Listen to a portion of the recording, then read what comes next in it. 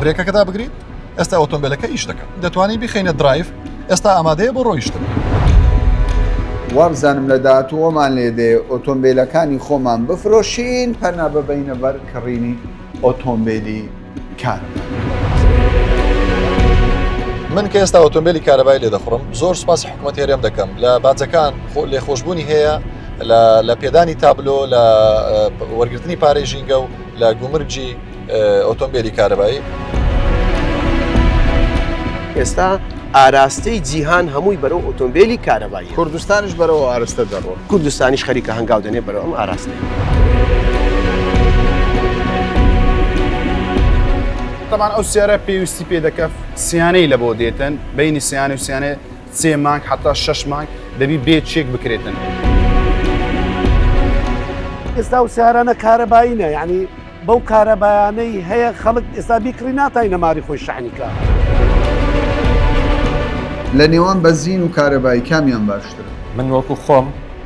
باوەڕ ناکەم جارێکی تر بچمەوە سەر سیارەی سوتەمەنی.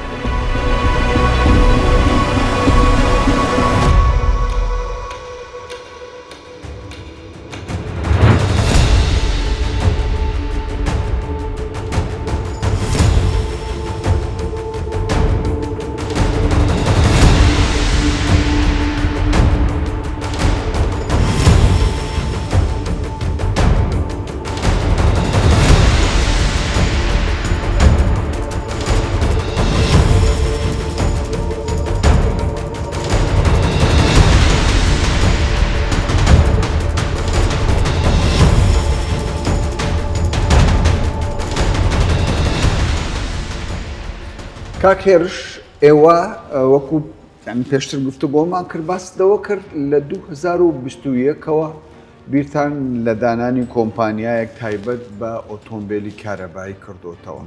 پێم وایە ئەو کات ڕسکەکی زۆر گەورە کاکەبران ئەو وەختا ڕیسکێکی زۆر گەورە بوو بە نسبەت ئێمە و پێویستی بە تەوعەیەکی زۆر زیاتریش بۆ لەوەی کە ئێستا هەیە بەڵام دەستمان پێ کرد و نەترسانی و بەردەوامیش دەکەین ئینشاءڵڵا بەردەوام دەکەین. زەرەرتان کرد؟ زەرەر لە وەکو کۆمپانیا لە خۆمان بەڵام قازازمان کرد کە تەوعیەکەمان دروست کرد و خەڵکیش ئاسوودەیە. باش پێم بڵێ ئۆتۆمبیلی کارەبایی کە ئێستا بۆتە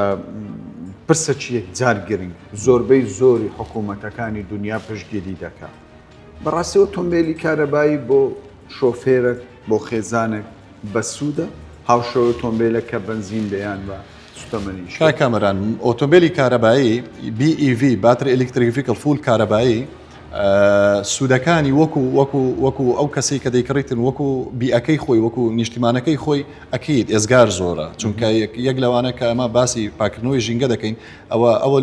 و تالی ینی بەشە سەرچەکەی بۆ پاکردنەوەی ژینگە و بۆ ئەو کەسێک کە دەشیکڕێ ئەکیت سوودی زۆری هەیە چونکە یەک لەو سوودانەی کە هەیەی پارەیەکی زۆری بۆ دەگەڕێنێتەوە ئیکۆنۆمیە و پێویستی بە خزمەتگوزاری و مێنتەنیس نییە وەکو سیارە تەقلیدیەکانی دیکە هەموو چەند جارێک پێویستی بە ڕۆن و فلتەر و نازم چەند شتی هەربێ ئەوە پێویستی پێ نییە وەکو ئۆتۆمبیلی کارەبایی. ئۆتۆمبیلی کارەبایی ئاسانە لە بەکارهێنانی یعنی بەیانیان کە لە ماڵ دەیتە دەرەوە پێویستی بە گەرمکردن و پێویستی بە ساردکردن و پێویست بە هیچ شتێک نییە کاتێککە دەتوانانی یەکسەر بەکاری بینی و لەوەشان کۆمەڵێک وەختت لە بۆ دەگەڕێنێتەوە. ئۆتۆمبیلی کارەبایی جارێکی دیکە ئاسوودەیی و ژاوەژا و ناهێڵێ و ئاسوودەی لە بۆ خێزانەکان و لە بۆ تاکانیش دەگەڕێنێتەوە کە ئەوش زۆر بەسوود. باشە گوتت پارە دەگەڕێنێتەوە بۆ خاوەنەکەی چۆن؟ لەبەرەوەی ئۆتۆمبیلێکی کارەبایی هەبێ بەلایانی کەم لە هەر بارگاویکردنەوەیکی فول 500 کیلومتر دەداتێ بەلایانی کەم 500 کیلومتر ئەگە تۆ ڕۆژانە 100 کیلومتر بەکاربێنی کەواتە بەشی 5 ڕۆژت دەکات. ڕۆژانە 100 کیلومتر؟ بەڵێ لەو 5 ڕۆژەش لە کاتی گەڕانەوەت بۆ ماڵەوە یان لە هەر شوێنێشتر کە دەتەوێت بارگایی بکەیتەوە ئەتوانی بارگایی بکەیتەوە ئەگەر لە ماڵێ بارگایی بکەیتەوە بە ئەیسی لە نێوان 4 سعات بۆ 6 سعات دەتوانی بارگایی بکەیتەوە جارێشتر 500 کیلومتری دەداتەوە جارێشتر 5 ڕۆژتر سوودی لێ وەردەگریتەوە ئەگەر تۆ ڕۆژانە 100 کیلومتر بەکاربێنی. هەموو جۆرە ئۆتۆمبیلە زۆربەی ئۆتۆمبیلەکان لە 500 کیلومتر کەمتر ناڕۆن ئەوانی کە لە ئێمە بەردەستن زۆربەیان ینی دەتوانن خزمەتگوزاری ڕۆژانە 100 کیلومتر بەفری پێشکەش بە هاوڵاتی بخۆی 500 کیلومترت پێ دەدا ئەگەر تۆ ڕۆژانە 100 کیلومتر بەکاربێنی بەلایانی کەم بۆ 5 ڕۆژ ئەتوانی بەکاری بێنی ئۆتۆمبیل.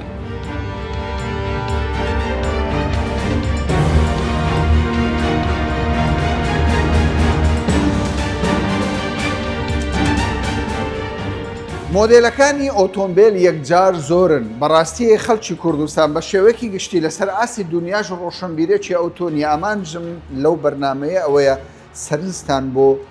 باشی ئەم جۆرە ئۆتۆمبیلە ڕابکێشم ینی ئەو جۆرە ئۆتۆمبیلانی کە کارەبایی ئەمن ئێستا هاتم پرسیاری ئەوم کرد ئەم ئۆتۆمبیلە مەکینەی لە چێە لە شوێنی مەکینە بۆ زیدانێ بەفریدانێ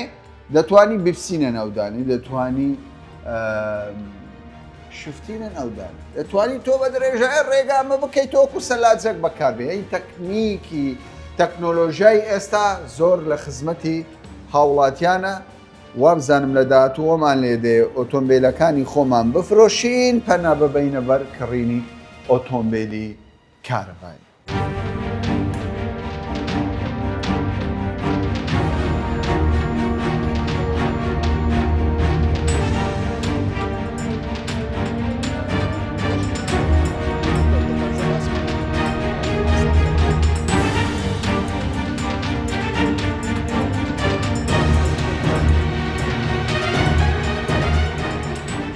ئێستا کاکێرش بەس دەمەوێت بزانم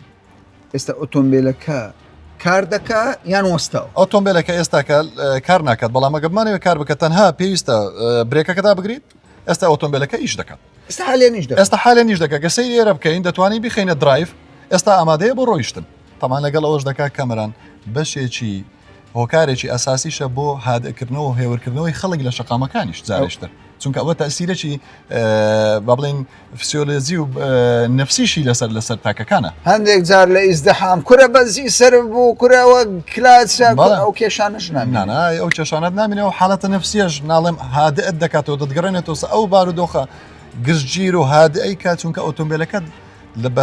لە ڕۆتینی ڕۆژانە بە بەردەوامی بەبێ دەنگە ئەکی تەسیری لەسەر ئەو کەسەش دەبێت کە بەکاری دێنێ لە ڕێ تاقیکەینەوە تاقی دەکەینەوە فەرم بابچی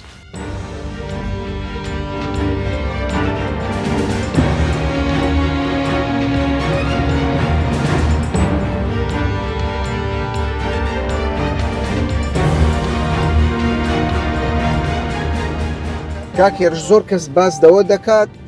سیارەی کارەبایی بەس بۆ ناو شار باشە بۆ دەرەوە بەکەلکنە ئەمە چۆن کاکەمەران بەنسبەت ئۆتۆمبیلی کارەبایی لە ئێستاکەدا خاڵی بارگاویکردنەوە لە ناو شارەکان و لە دەرەوەی شارەکانیش هەیە لە نێوان شارەکانیش هەیە ئەو دەنگە دەنگەت ئەو دەنگە بریتە لەوەی کە برادێک لە دواوە وەبزانم خۆی نەبستاوە چونکە لە ئۆتۆمبیلی کارەبایی خاڵی یەکەمەوەی کە دەبێت سیفتی بێ واتە ئەمان بێ یعنی ئەگەر یەکێک خۆی نەبەسی ئۆتۆمبیلەکە ناب دەڕوایان کێشت بۆ دروست دەکەیان لە ناکاو برێک دەڵێ بۆ ئێستا لەبەرەوەی کەسێک خۆی نەبستاوە بەڵێ باش کاکە خۆتان بەستنەوە خۆی بەستاوە دوو پرسیار یەکیان دەڵێن ئۆتۆمبیلی کارەبایی نابی تەزیینەکەی پێکەین نابی لایتی زۆر بەکاربیینی لەبەرەوەی وزەی پاترێکە کەم دەبێتەوە کاکامەرانجان بەنسبەت هەموو ئەو لایت و هەموو ئەو ئەدەواتانی کە لەسەر سیارەکە هیچ دەکاتن هەمووی لەسەر ئەو پاتریە بچووکەیە کە لە ناوبۆندی سیارەکەیە هیچ پەیوەندێکی بە پاتری گەورەکە نییە کە هێز دەداتە سیارەکە باشە تەبریت تەسیر ناکە تەبریت بڵێ تەبریت پەیوەندی بە پاتری گەورەکە هەیە بەڵام ئەوانی تر پەیوەندیان پەیوەنیە لە کاتی تەبریدیش لە خراپترین حاڵەتدا کە کەمترین کیلۆمەتر دەداتێ لە بینی 400 و لە نێوان 450 بۆ 480 کیلۆمەتر مەودات دەداتێ مەسافەت دەداتێ بە یەک بارگاویکردنەوە باشە بۆ نرخەکەی هەرزانە بە بەراو لەگەڵ هەندێک ئۆتۆمبیل ینی لە 130 دەست پێ دەکاتە زیاتر بەڵام تا ڕادەیەک دەبینین نرخەکەی هەرزانە حکوومەتی هەرێمیستان بۆ دەکات کاکەمەران بەنسبەت ئۆتۆمبیلی کارەبایی بابەتێکی گشتگیرە لە هەموو دنیا سەپۆرتی لەگەڵا با بڵین پاڵپشتی لەگەڵدایە ئەو پاڵپشتیە وای کردی ئۆتۆمبیلی کارەبایی لە ئەمڕۆدا و بە تایبەت لە وڵاتی ئێمە لە کوردستان بتوانی بە نرخێکی گونجاو دەستت بکەوێ چونکە ئەو نرخی کە لە کوردستان ئێستا دەستت دەکەوێت هەمان ئەو نرخەنیە لەگە وڵاتانی دیکە بە بەراورد چونکە لە وڵاتانی دیکە کە پاڵپشتیەکە نەماوە گرانتر بووە تۆ سوودت لە ئۆتۆمبیلی کارەبایی بینیوە کاکەمەران من وەکو خۆم زۆر سوودم لە ئۆتۆمبیلی کارەبایی بین و چەند ساڵانێکی زۆرە بەکاری دێنم لە ئێستاکەدا بە سوپاسەوە سوپاسی حکوومەت هێرێم دەکەین و دەتوانم وەکو خۆم و لە جێگای ئەوانش کە خاوەنی ئۆتۆمبیلی کارەباین سوپاسی حکوومەت هێرێم دەکەین کە لە ئێستاکەدا باج و گومرگ لەسەر ئۆتۆمبیلی کارەبایی نییە و وەرگرتنی پارەی ژینگە لە ئۆتۆمبیلی کارەبایی نییە و لە دوا هەمین بڕیاریش پێدانی ژمارەی ئۆتۆمبیل بە ئۆتۆمبیلی تەواو کارەبایی بۆتە خۆڕایی کە زۆر جێگای دەستخۆشە و زۆر سپاس حکوومەتێران بکەین.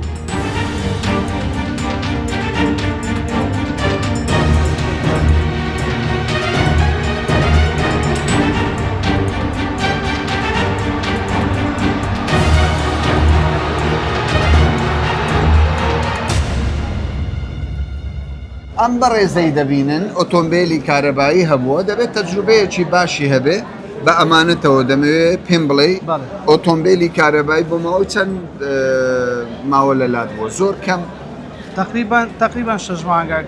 لەلام بووە 6 مانگ 6 مانگێک لەلام بووە بەس ئیسفادەی باشم لە سیارەی کارەبایی کرد بەڵام ئەو کاتی کامە کڕیم پارەی ژینگە و ڕسوماتەکەشم دای پارەی ڕقەمەکە ئەو کاتی بە 4 پستن لە بۆمانیان ڕقم دەکەن ئەو سیارەی مەچینەی نییە کارەباییە پاتریە کە هیچ دەکات ژینگەی لەبەر شتێک بدەم ژینگەکە شمدا ئێستاوە لێ خۆشبوون هەیە با بینە سەر سوودی کارەباکە ینی ئۆتۆمبیلەکە چ سوودێکت دێبینی بە مەجموعە هەموو شتێکی باشە هەموو شتێکی کوالیتێکی چاچی هەیە سیارەکی باشە بەڵام یەک شتی هەیە لە بۆ کارەبای ڕئیسی مشکلەمان لەگە کارەبای ڕئیسی ئەرێوە بۆ کارەبای ڕئیسی مشکلەمان هەیە ئێستا ئەو 20 ئەمپێر کارەبای دەوێت 18 ئەمپێری دەوێت لە هەموو حالەتە کە شەحن دەکەیەوە ئەو کارەبایی دەوێت جاروەیە ئێستا تو پاوەربانکی هەیە 2 سعاتی 20 ئەمپێری دەوێت 20 ئەمپێرە دوادێتەوە خوارد لۆ 18 ئەوانە یعنی هەر ئۆتۆمبیلێک کە بتەوێت چارجی کەی شانی کەی 20 ئەمپێری دەوێت بەڵێ باشە بۆ ماوەی چەند کاتژمێر لە بۆ ماوەی 2 سعات 3 سعات وەکو ئەوەیە کە گیزەرەکەت ینی بەقەدەر گیزەرە قوتی دەم هەندێک جار زیاتر زیاتریش دەوێت تۆ هەر لە ماڵەوە ئەوە دەکرد لە ماڵەوەم دەکە کارەبای ڕئیسی زیاتر دێتەوە ینی پارە دێتەوە ناچار دەبی لە دەرەوە ناچارم 30,000 35,000 وەردەگرێت لە بۆ ئەوەی کە 15,000 هاتو 2 ساعت 3 ساعت بەجێرەی سەعاتەکەی خۆتە 35,000 سەعاتەکە چەند لەسەر شەحندانی بە سەعاتە خۆت بە شێوەیەکی گشتی بەنزین باشترە یان کارەبا کارەبا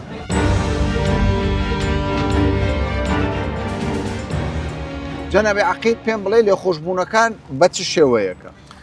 خۆی لە سەرەتادا وەک جەنابەت باست کرد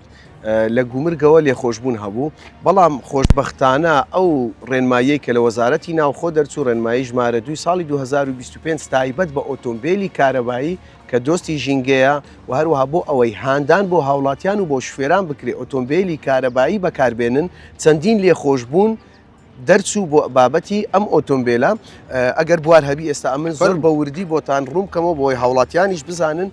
جیاوازیەکە چۆنە و شێوازی لێخۆشبوونەکەش چۆنە باش با لە ئۆتۆمبیلی ساڵۆن 4 پستۆن دەست پێ بکەیت ئۆتۆمبیلی ساڵۆن 4 پستن بنزین ڕسوماتەکانی 1,534,000 دینارە باش ئەوە بۆ بنزین بە هەمان شێوە ئۆتۆمبیلی کارەبایی ساڵۆن 224,000 کەواتە جیاوازیەکەی نزیکی 1,250,000 زیاتر ئەوە لێخۆشببوونی بۆ دەرچووە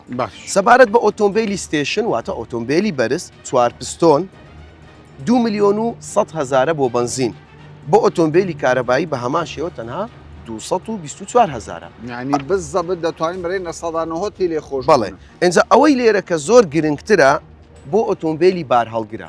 ئۆتۆمبیلی بارهەڵگر دەبڵ قەمەری پێدەڵێن دەبڵ کابینە بنزین 3,831,000 بەڵام بۆ ئۆتۆمبیلی بارهەڵگیری کارەبایی دەبڵ کابینە دەبڵ قەمەرە دیسان 224,000 بابەتی ئەوەی لە ڕووی میکانیکیە لە ڕووی کارەباییەکەش ئەو دەتوانێت لە کەسانی تایبەتمەند و ئەندازیارە بەڕێزەکانی ئەم بوارە بپرسن بەڵام وەک ئێمە دەزانین ئێستا ئاراستەی جیهان هەمووی بەرەو ئۆتۆمبیلی کارەبایی کوردستانش بەرەوە ئاراستە دەڕۆ کوردستانیش خەریکە هەنگاو دەنێ بەرەو ئەم ئاراستەیە دەستان خۆش بێت کەوایە ئەوەی کە زۆر گرنگ بێت یعنی من دەمەوێت سەرنجستانی بۆ ڕابکێشم هەر کەسێک بێوێ ئۆتۆمبیلی کارەبایی بکڕێ یعنی بەلای کەمی 1,500 دلار پارەی بۆ دەگەڕێتەوە لە بەڕێوەبەرایەتەکانی هاتوچۆی هەرێمی کوردستان ئیتر ئەمن لە بچووکەوە دەست پێ دەکەم هەتا سەرەوە تۆ چەند گەورەتر و قەبەتر ئۆتۆمبیل بکڕێ ئەوەندە لێخۆشبوونی حکوومەت بۆ ئۆتۆمبیلی کارەبایی زیاتر.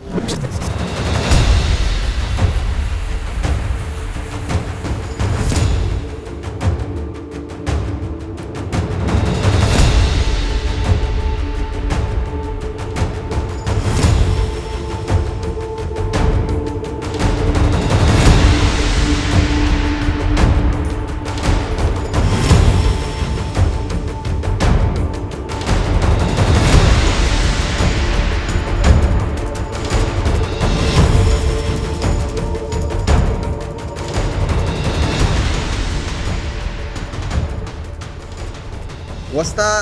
کەمەیان زۆرە بۆ ئۆتۆمبیلی کارەبایی ئێستا یعنی هەر کەسێک ئۆتۆمبیلی کارەبایی بکڕێ چای دەبێتەوە ئەگەر خەلە لە چکەوێت طبعا چای دەبێتەوە و ئۆتۆمبیلی کارەبایی وەچی ئۆتۆمبیلی بنزین نیە تەنها سێ بابەتی تێدایە سێ بابەت کە دینەمۆیەکەیە ئەو ماتۆڕەیە کارۆمغناتیسیە تەمام ئەو پارچە گەورەی پاتریا لێرە حتا ئێرێ دەست پێ دەکات ئەوانە ئەوە دراکەیتی ئەلمنیۆمە وەبی شتێک پێکەوت سەدمەک پێکەوت وەرێک دیتن باشە چەند خەلایەکی پاتری لە ناو ئێرەدایە تقریبا حتا 24 پاتری لە ناوی گسکەی تێدایە دەبتە یەک پاتری گەورە لەگەر ئینڤێرتەرێکمان هەیە کەوی شەحنی وەردەگری ئینڤێرتەر پاتری لیسیۆم ماتۆری کارۆمغناتیسی باشە بەڕێزانم من حەز دەکەم سەرنجدا ڕابکێشم ئەوە پاتریەکەیە تەمەەن ئەو پاتریە چەند پاتری بچووکی تێدا 24 ئەو مەچینەیە کە خەڵکێک وا دەزانی بە پاتری دەڕوە کاکە پاتریەکە هێزە ینی لە باتی بنزینە ئەو دیلەمۆی ئێستا دانرایە ئەو مەچنە قەبانەی دەبینی سارە گەورەکان 500 واری تێدایە ئەوە دیلەمۆیە ئەو دیلەمۆیە وزە لە پاتریەکە وەردەگرێ حرەکەی پێدەکە ینی بەو دیلەمۆی سارەکە دەڕوە ینی ئەمە زۆر گرنگە پێم بڵێ لەسەر دەستحەقی ئێوە ینی بۆ ئۆتۆمبیلی کارەبای چکاتە ئێستا شتێکیەوە نییە لە کوردستان نەبۆتە شتێکی برێنە فەرمی دەستحەقی زیاتریان کەمترە لە بەخۆی ئەگەر سیارەکە وەرت گرت زمانی لەگەر بوو دەستحەقی نییە دەستحەقی نییە لەگەر زمانەکەیدایە هەر کاتێک چیلێ هات خەلەلێکی دروست کرد مشکلێکی ڕوودا ئەوە بە فری دەگۆڕێتن بە فری شەریکەکە بۆ دەکا 8 ساڵ زمانی لەگەرە 8 ساڵ زمانی 8 ساڵە تەمان ئەو سیارە پێویستی پێ دەکە سیانەی لە بۆ دێتن بینی سیانە و سیانێ 3 مانگ حتا 6 مانگ دەبی بێت چێک بکرێتن ئابدێتی لە هاتیە ئابدێت لە نەهاتیە ئەوە ئابدێت دەکەی سیارەکەی ئابدێت دەکەی پارەی ناوێنە ئەتو کە دەکری لە زمنی زمانەکەی بی ئەگەر زمانی لەگەرما ینی ئەگەر لە دەست لە بازار بکڕی دەست لە بازار بکڕی فەرقی هەیە دەست حەقەکە لێ وەردەگیرێتن دەبی هەر 3 مانگ جارێک 3 مانگ حتا 6 مانگ فحص دەکرێتن چێک دەکرێتن ئایا ئابدێتی لۆ هاتیە یان نەهاتیە ئەمە فحص دەکەن هاتبی ئابدێت دەکرێتن نەهاتبی هیچی ناوێت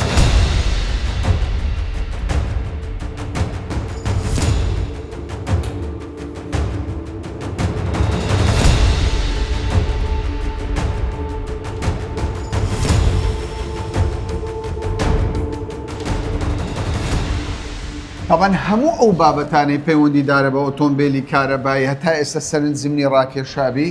ئەوەیە کە چۆن لە زیاتی بنزین چارجی ئۆتۆمبیلەکەت دەکەیتەوە بارگاوی دەکەی ئۆتۆمبیلەکەت ئەمە زۆربەی زۆری شۆفێرەکان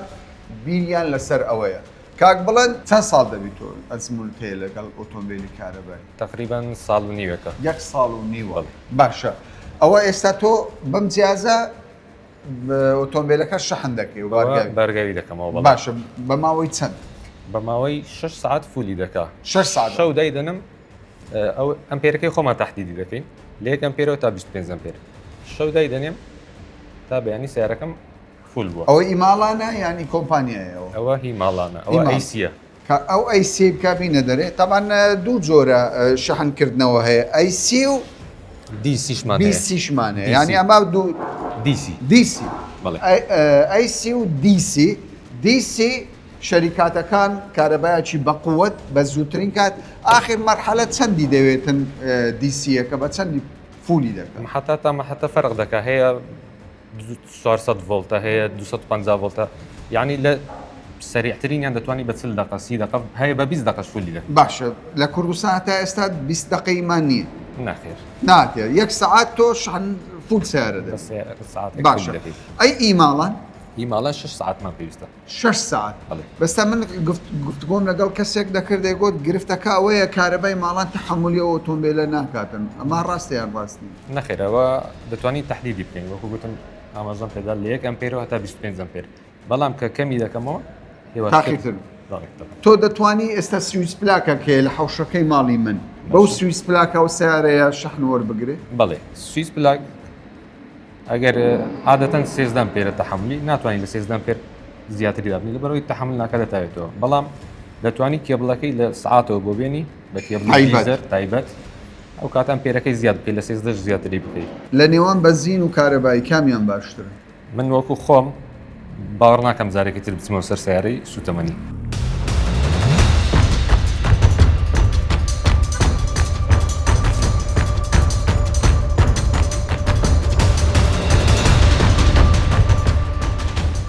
من ئێستا لە پێشەنگاکانی ئۆتۆمبیلم حەز دەکەم ئەو بەڕێزانە کە کۆمپانیان هەیە ئۆتۆمبیل دەهێنە نێو هەرێمی کوردستان، یعنی بازاری گەورە لە هەولێر کە پایتەختە لەم شوێنەیە، زانم ڕاو سەرنجی ئەوانە چییە لەسەر ئۆتۆمبیلی کارەبایی؟ کاک سەنگەر پێم بڵێ ئۆتۆمبیلی کارەبایی ڕەواجی هەیە یاخودنا؟ بەنسبەت سیارەی کارەبایی کامەراوە نوێیە، باشە، یعنی فترەی کەمە هاتە بازار، بەنسبەت ڕەواج کەمەک ڕەواجی هەیە. حکوومەتی هەرێم کە داخل دەبی ١٩٠ گومرجیشیان لێ خۆش دەبی. ئێستا پارەی ڕقەمیش لێ خۆشببوون هەیە، پارەی ژینگەر لێ خۆشببوون هەیە. ئەوە ینی باش بووە، ئەوە باش بووە، بەس هەندێک حکوومەتی هەرێم حقوایە چەند ئاسانکاریەکە چکەن و خەرچی بکە وەبی خەڵکە زیاتر ڕووی تێکە. وەچەوەی ئێستا و سیارانە کارەبایینە، یعنی بەو کارەبایانەی هەیە خەڵک ئێستا بیکڕی ناتای نەماری خۆی شعنیکە نەماڵێ ناتوانانی شعنیکە چەوە بە سێ هەیە چکە شەریکەکان دەڵێن دەتوانن بام کامەرە بزانە ئەوانە لە هەموو دنیا وەچی بەنزیخانە مەحەتەی خاصی خۆیان هەیە بە خلالی 20 دقه نیم سعات تانچی پڕ دەبی ئەو وەختەتان 400 کیلۆمەتر لەسەر بڕۆی بەس کابرا ئێستا لە مارس 3 ئەمپێر 4 ئەمپێر کاربایە ئەبەدەم پێی شەحن ناکرێت پێی ناکرێت بڕوا ناکەم لە هەولێریش لە چەند جەیەک دانرایە زۆر کەمە مام کاوەنە دوای ئەوانە چەند نەوعەچیان هەیە فول کارەبایی هەیە نیو کارەبایی کامیان باشترە فول کارەبایی باشترە تووشی ئەوەی لە سەپاتریە یعنی جاروا ئیشکال دەکەوتە سیارەکان هێشتان فیتەریان نییە هێشتان وایەرمەنیان نییە یعنی هێشتان خەبیرێک نییە کە بۆ کوڕیەکانیان لۆ چاکە تووشی خەلەلەک بیت دەگەی ئەگە فول کارەبایی باشترە بەس ئەو نیوانە هێشتا ئێمە لە سەرەتای بەڵێ لە سەرەتاینە بازاری ئەوەی چەند کۆنتترۆل بەخوای بازاری مەی کۆنتترۆل کرد تقریبان 120 لە مەساندیە کارەبایی خەڵک دەیکرد ئێستا لە 120 خەڵک تەعامل بە کارەبایی بەڵێ ئەگەر فراوانتر ببێت ئەگە فراوانتربی خەڵک زیاتر ڕووی تێدەکات تەسیری کردووە لێ نرخیان دابەزیوە بەڵێ هەموو سیارەك هەرزان بووە هەموو سیارەك لەوەتی ئەو کارەباییانە هایبرێت هاتیە هەموو سیارەك 10 15 تا 20 وەرەقە هاتە خوارد